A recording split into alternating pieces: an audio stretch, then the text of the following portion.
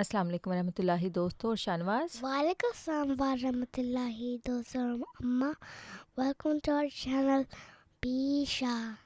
اچھا دوستو، آج ہم ہمارا آقا جو کتاب ہے اس میں سے دوسرا واقعہ پڑھیں گے جس کا ٹائٹل ہے بے قرار ماں. ہمیں امید ہے کہ ہمارے دوستوں نے اس کا جو پہلا واقعہ تھا سخت امتحان وہ پڑھ لیا ہوگا، وہ سن لیا ہوگا اور ان کو پسند آیا ہوگا. تو آج یہ دوسرا پڑھیں گے، ٹھیک ہے شانواز؟ ٹھیک ہے. بسم اللہ الرحمن الرحیم. شوہر کے چلے جانے کے بعد بےکس شہزادی نے سوچنا شروع کیا کہ اس کھلے آسمان کے نیچے اور اس چٹیل زمین کے اوپر اس معصوم جان کے ساتھ زندگی کس طرح کٹے گی. یہاں نہ کوئی درخت نظر آتا ہے جس کے سائے میں کچھ دیر بیٹھ جاؤں، نہ گھاس پھونس کا کہیں پتہ ہے جس کی جھونپڑی بنا کر اپنے لال کو دھوپ سے بچاؤں. اس نے حسرت کے ساتھ ارد گرد کی خشک پہاڑیوں کو دیکھا اور خاموش ہو گئی. شہزادی نے اپنے لختے جگر کو، جو شاہ مصر کا نواسا اور پیغمبر شام کا بیٹا تھا، پتھریلی زمین پر لٹا دیا.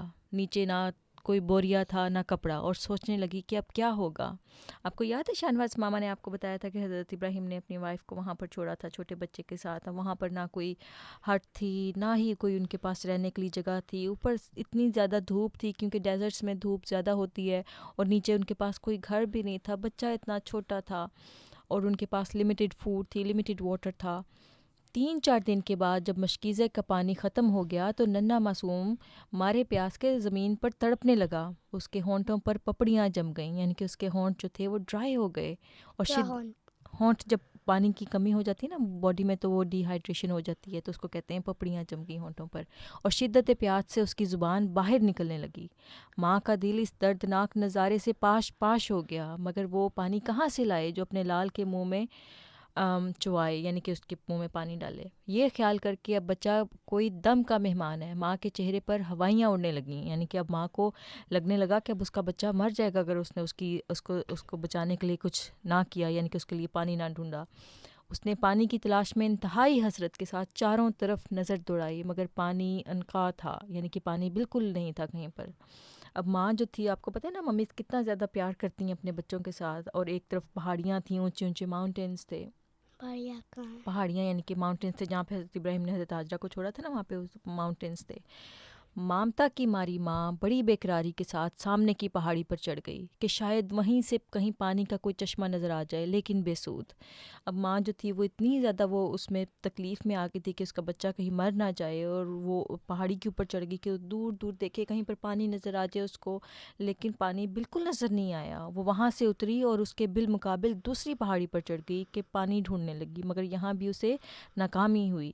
اس کے اپوزٹ ایک اور پہاڑی تھی. پھر حضرت ہاجرہ نے کیا کیا، وہ اس پہاڑی کے اوپر چڑھ گئی کہ شاید میں وہاں پہ چڑھ کے دیکھوں کہ مجھے وہاں سے پانی نظر آ جائے. لیکن وہاں پر بھی کیا ہوا شانواز، پانی نظر آیا تھا؟ نہیں آیا. اتنے میں شہزادی کو خیال آیا کہ بچہ پیاس سے تڑپ تڑپ کر کہیں مر ہی نہ گیا ہو.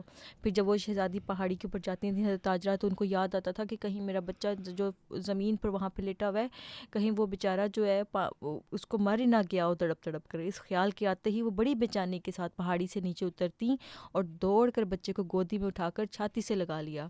بچہ ابھی تک زندہ تھا مگر پیاس کے مارے نہایت نڈھال ہو رہا تھا. امید پر دنیا قائم ہے، ماں نے یہ سوچا. لاؤ ایک مرتبہ اور پہاڑی پر چڑھ کے دیکھوں، شاید پانی کا کچھ سراغ لگ سکے، یعنی کہ پانی شاید مجھے دوبارہ مل جائے. ہو سکتا ہے کہ میں نے غلطی کی ہو، میں نے ٹھیک طرح سے سرچ نہ کیا ہو، تو میں دوبارہ پہاڑی پر چڑھتی ہوں اور میں دیکھتی ہوں کہ شاید اس دفعہ مجھے پانی مل جائے. ٹھیک ہے. وہ پھر دوبارہ پہاڑی پر چڑھی اور دور تک دیکھتی رہی، مگر پانی کہیں ہوتا تو ملتا نا. ٹھیک ہے. وہاں پانی تھا ہی نہیں، وہ تو ڈیزرٹ تھا، اتنا زیادہ وہ ڈرائی لینڈ تھی. Because there is can dry water. ہاں جی بالکل ایسے ہی ہے. مایوس اور دل شکستہ ہو کر شہزادی پہاڑی سے اتر آئی، مگر دل نہ مانا اور خیال کرنے لگی کہ لاؤ دوسری پہاڑی پر بھی دوبارہ چڑھ کر قسمت آزمائی کروں. مگر پانی کہاں تھا. اسی طرح سے شہزادی نے دونوں پہاڑیوں کے، جن کے نام صفا اور مروہ ہیں، 7 چکر لگائے. 7 کتنا ہوتا ہے شانواز؟ 7. Very good. ہر مرتبہ آتی اور اپنے لختے جگر کو دیکھ کر جاتی، اور پھر بڑی بےقراری کے ساتھ پانی کی تلاش میں پہاڑی پر چڑھ جاتی. یہی مقدس بچہ میرے آقا صلی اللہ علیہ وآلہ وسلم کا جد امجد تھا، جس کا نام اسماعیل تھا.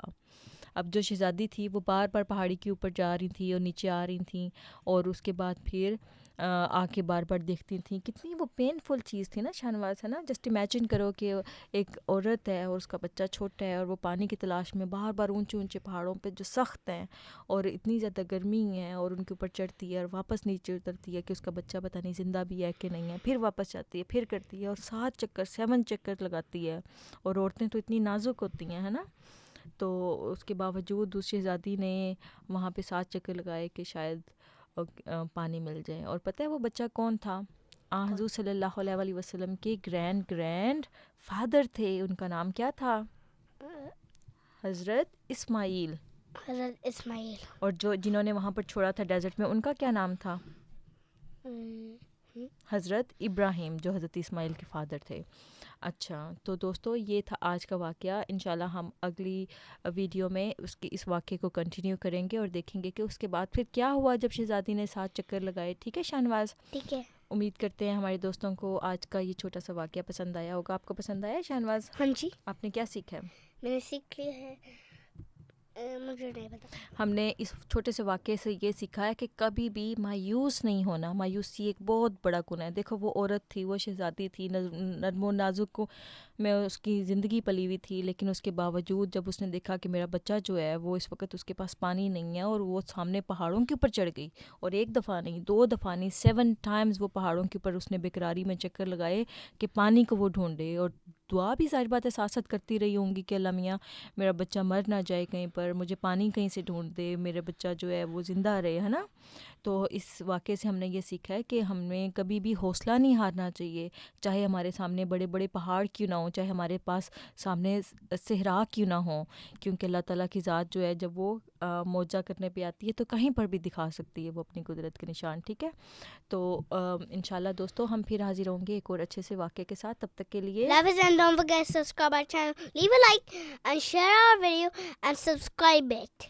اللہ حافظ. اللہ حافظ.